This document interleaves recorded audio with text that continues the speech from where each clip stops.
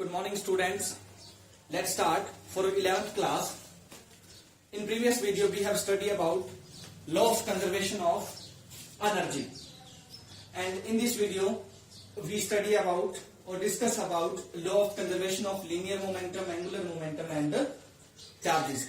Basically हम क्या पढ़ रहे थे? Law of conservation of physical quantities पढ़ रहे थे, जिसमें हमने एनर्जी का पहले पढ़ लिया था. अब हम बात करते हैं law of conservation of linear momentum. Linear momentum का मीन कि जो स्ट्रेट लाइन मोशन होता है उसके अंदर जो मोमेंटम है वो कंजर्व रहता है, और मोमेंटम एक क्वांटिटी होती है जो प्रोडक्ट होता है मास एंड वेलोसिटी का. P is equal to M into V. तो क्या कहता है ये law? In absence of external force total linear momentum of system is always conserve और कांस्टेंट. वो हमेशा कंजर्व रहता है, चेंज नहीं होता, मोमेंटम चेंज नहीं होता.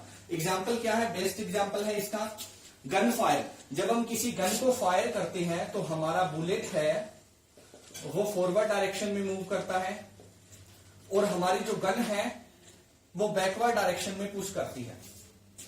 किसमें पुश करती है?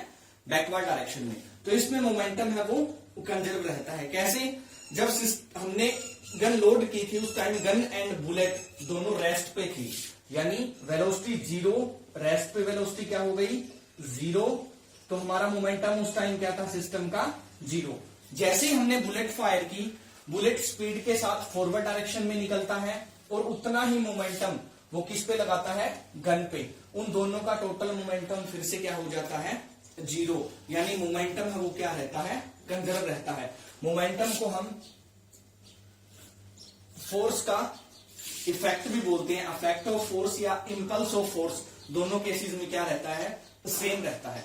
नेक्स्ट है एंगुलर मोमेंटम. जब हम लीनियर मोशन की बात करते हैं या स्ट्रेट लाइन मोशन की बात करते हैं तो लीनियर मोमेंटम होता है. जब हम रोटेशनल मोशन की बात करते हैं या हम सर्कुलर मोशन की बात करते हैं तो उस टाइम हमारे पास कौन सा मोमेंटम होता है? Angular momentum.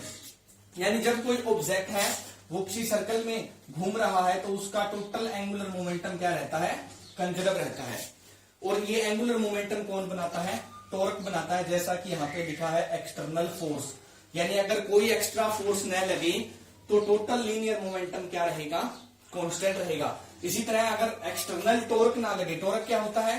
Turning effect of force, जो रोटेशनल मोशन में काम आता है. अगर टॉर्क जीरो हो जाए तो टोटल एंगुलर मोमेंटम है वो सिस्टम का क्या रहेगा? कंजर्व रहेगा. For example motion of planets around the sun. Planets है वो सन के अराउंड सर्कुलर मोशन में घूमते हैं. उनके ऊपर कौन सी फोर्स काम करती है? ग्रेविटेशनल फोर्स, जो कि टर्निंग इफेक्ट बनाती है. और ग्रेविटेशनल फोर्स के कारण वो इस सन के अराउंड घूमते हैं, और उनका टोटल एंगुलर मोमेंटम है वो हर टाइम क्या रहता है? कांस्टेंट रहता है, कंजर्व रहता है. Next is conservation of charge. यानी चार्ज है वो भी क्या रहता है? हमेशा कंजर्व रहता है, हम उसे क्रिएट नहीं कर सकते. जैसे कि हम देखते हैं एक एटम जो होता है उसके अंदर टोटल चार्ज क्या होता है? टोटल चार्ज होता है जितना उसका एटॉमिक नंबर है.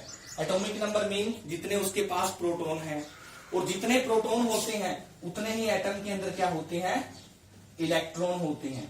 इट मीन उनका टोटल चार्ज हमेशा क्या रहता है? कांस्टेंट रहता है, कंजर्व रहता है. एक एटम इलेक्ट्रिकली न्यूट्रल होता है.